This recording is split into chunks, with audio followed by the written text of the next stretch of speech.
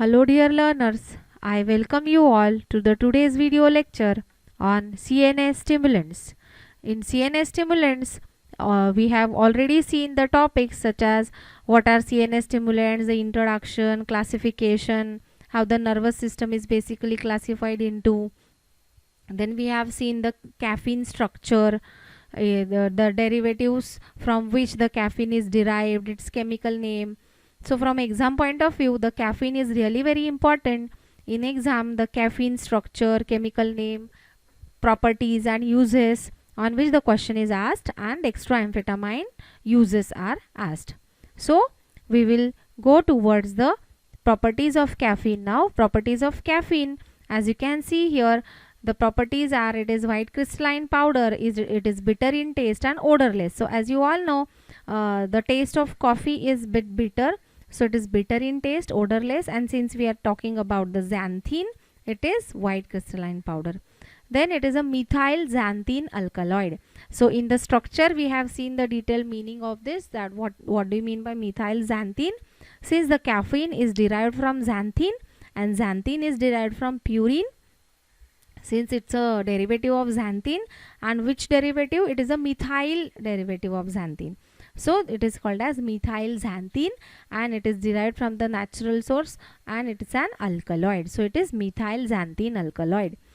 Coming towards the solubility, as you all know, it is soluble in water, but the proportion matters. It is soluble in normal water in the ratio 1:50 and in the hot water in the ratio 1:60. Then coming towards the stability and storage, it is a weak base which is decomposed by the strong solution of caustic alkalis. Strong alkalis decomposes the base. Then its salts, weak bases, then its salts are decomposed by water. So you will find the name only caffeine, no salt form is there, since it is decomposed by normal water also. And you might have observed, if the coffee in household coffee, if it is getting exposed to the moisture frequently, it forms the clump, it gets clogged. So we are supposed to store it in the airtight container so that it remains in its free flowing form, powder form.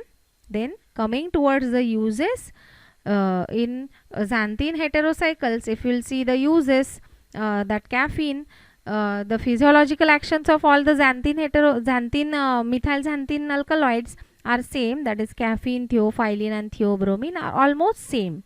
The primary effect is CNS stimulation. It stimulates the CNS. So in introduction part we have already seen that how the CNS and PNS are interrelated, right? So PNS, all the sensory information is passed on to the CNS, then CNS interprets that information and it sends back the message to the PNS, and then PNS will send the motor information to the organ and it will convey that how that organ is supposed to react. So to stimulate the CNS is the primary function of that of caffeine. Then it is having a temporary diuretic effect, that is increases the flow of urine, and vasodilation action by directly acting on the peripheral nerves. It is having a dominant effect on the psychic center.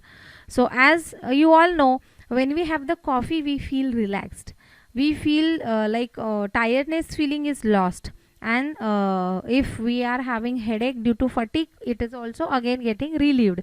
So all these actions are due to effect on the psychic center. So it is having a dominant effect on the psychic center. It causes the increased flow of thoughts and it reduces the mental fatigue, drowsiness and headache. It relieves different types of headaches, and these actions results in the sense of comfort and well-being to a person. Then caffeine is also used in the treatment of Alzheimer's disease. So now as you all know, Alzheimer's is again a type of neurodegenerative disease. It's a progressive disease which destroys the memory and other mental functions. So treatment of Alzheimer's disease, again it's a part of caffeine. It is used in the treatment of AD, Alzheimer's disease. Since Alzheimer's is responsible for disturbing the mental functions or destruction of memory, this caffeine will help the person out.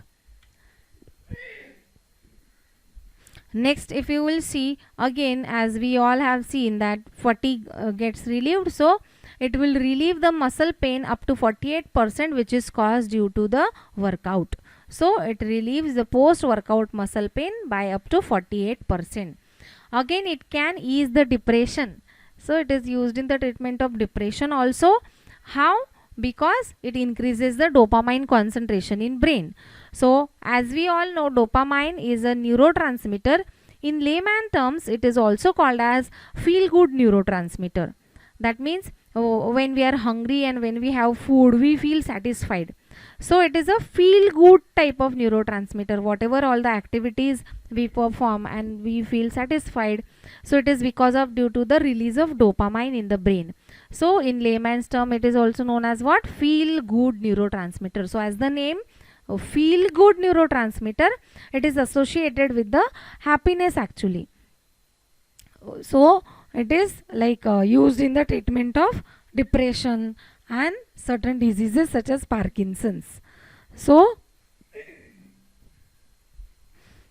also it is used in the treatment of headaches of certain kinds, such as headache due to fatigue, then migraine, rheumatism, neuralgia, which is irritation and damage to the nerves.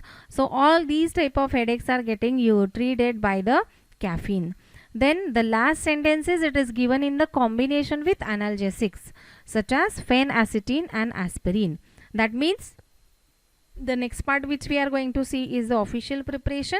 So you will find the combination of aspirin along with caffeine or phenacetin along with caffeine, which is official in the official pharmacopoeias or official reference books.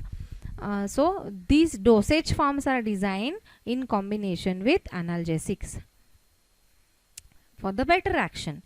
Then dextroamphetamine. So as you all know, the dextroamphetamine uses also the question comes in the exam.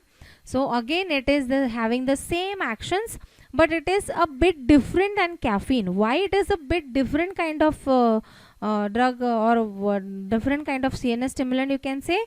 It is a potent central stimulant. It is the dose required is very less, and therefore it is used as analeptic, that is CNS stimulant. So the uses are a bit different.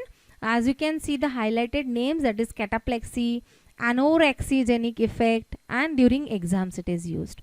So first is it shows the considerable relief from the attacks of sleep. So to keep in the state of awakening state, we used to have dextroamphetamine. So attacks of sleep and cataplexy it treats. So cataplexy is nothing but the muscle ka weakness in narcoleptic patients. So to treat the conditions of cataplexy and attacks of sleep, dextroamphetamine is used. It is having an anorexigenic effect.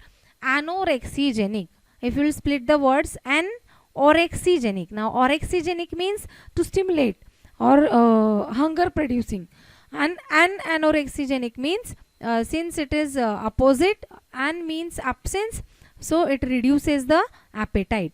Anorexigenic effect it produces.